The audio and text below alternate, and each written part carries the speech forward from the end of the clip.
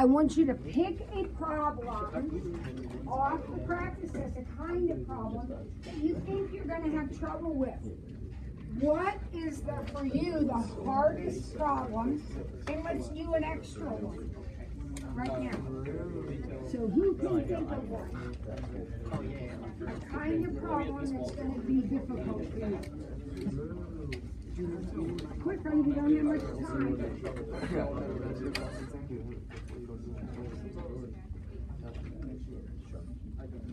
If you can think of a problem that's going to give us issues. Oh, I got one. Okay, Ferris? X squared plus 2 over x squared plus 10x. So are you talking about one of the ones where we have to graph all the asymptotes? Yeah. So I'll make up the problem. I appreciate your she said give me a problem, so I was like, okay, let me give her a bunch of numbers. Oh, okay. So here's the problem. This is not on a test, this is a practice problem, but we're going to have one of these on our test.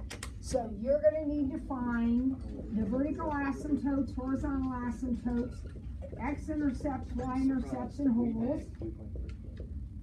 And you're going to have to sketch it. So what are you going to do first? By the way, this is worth a lot of points. Factor. So first you're going to factor. How important is it that you factor correctly? Very. Very. Because if you mess up the factoring, then all this is going to be wrong. Okay? So take a minute, make sure that I have factored correctly. I'm just pausing for a moment to multiply it back, FOIL it back. I think I'm good. So I notice, oh, we have a cancellation. -5. So I am going to be sketching x minus 1 over x minus 5. That's all that's left, right? Now I'm going to have a hole for sure because I canceled. And what will be the x coordinate of the hole? -5. Negative 5. Why is it -5? I canceled out x plus 5. Oh. And it's always the opposite, right? Always, always, always the opposite. Now, how do I find the y part? Plug it in. Plug it in right here. So if I plug in -5, 3 over 5. I get -5 minus 1 is -6 over -10, 3 which over 5. reduces to 3/5. Why are you plugging 5? I plug in -5. Oh, why? It's the opposite of what canceled out. Okay. And it's how I get the y coordinate. I have to have a point. So I need an x and a y. So it's going to be about right here, -5 3/5.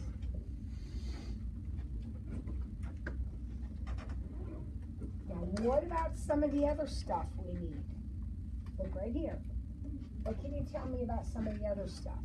Horizontal asymptote is 1. Horizontal asymptote. Horizontal asymptote is y equals 1 because we have x over x. Look right here, kids. Y equals x over x. Y equals 1. That's my horizontal asymptote. I'm sorry, dog. All right. What about a vertical asymptote? 5. Our beady little I should be focused on the denominator because the denominator is where I get my vertical asymptote. What would make this 0? 5. So I have a vertical asymptote at x equals 5. Now, what do I know about my intercepts? First of all, they're points. They're points. And they're points that have zeros in them. And the zeros are not at the intercept letter. So if it's an x-intercept, the 0 will be y. And if it's a y-intercept, the 0 will be x. Right? And then, since I know half the point, I'm looking at my x-intercept, I know the y is 0. I'm just going to come back to my equation, and I'm going to put 0 in for y. Now I'll multiply this over here, stays 0, so it looks like x is 1.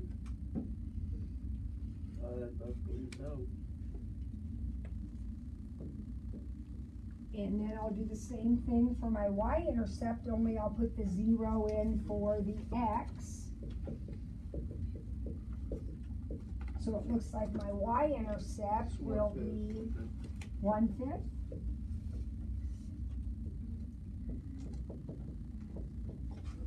And then based on all that, you should be able to connect the dots. You know what it's supposed to look like, right? And the test is not going to be tricky. It's going to look exactly like they always look, a regular reciprocal function. So I can see this piece right here.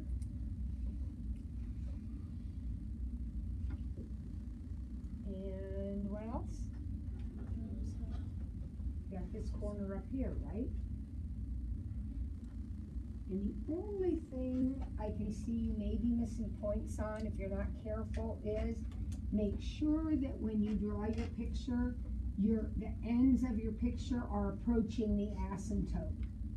Some of you get a little careless and do stuff like this. No, no, no. They have to approach the asymptotes. See how they're approaching the asymptotes at the ends. So when you draw your little arrows, make sure you're getting closer to the asymptote. All right, let's do one more. What other kind of problem can you think of? Judah? Okay, with the squares in it?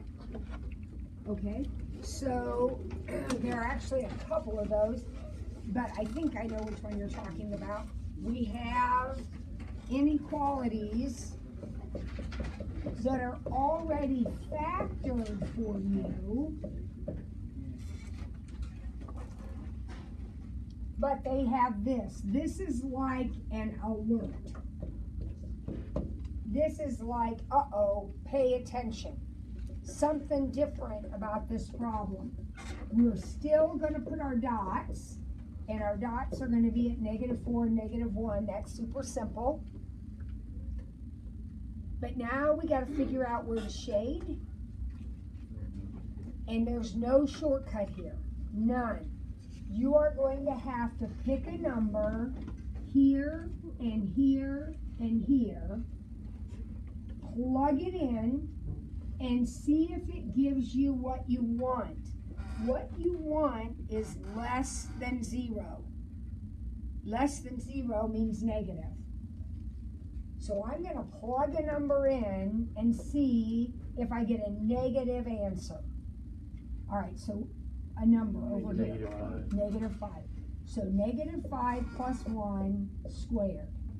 -5 plus 1 is -4. Squared is 16. -5 plus 4 is -1. When I multiply those, do I get a negative answer? Yes. So I shade. It gives me what I want. What I want is negative in this problem. All right, so now I pick a number in here. No shortcuts. You've got to pick a number in here. So what have we got? 2? No. Negative 2. Negative 2's in here. So -2 plus 1 is -1. Squared is 1. -2 plus 4 is 2. If I multiply those, do I get a negative answer? No. Nope. Don't shade it. Pick a number out here. 0. 0 plus 1 is 1. Squared is 1. 0 plus 4 is 4. If I multiply those, do I get a negative answer? No. So the only shading is x is less than -4. All right? Good job. Tomorrow we'll do practice test 3. Remember, if you're extended time, I need your paper.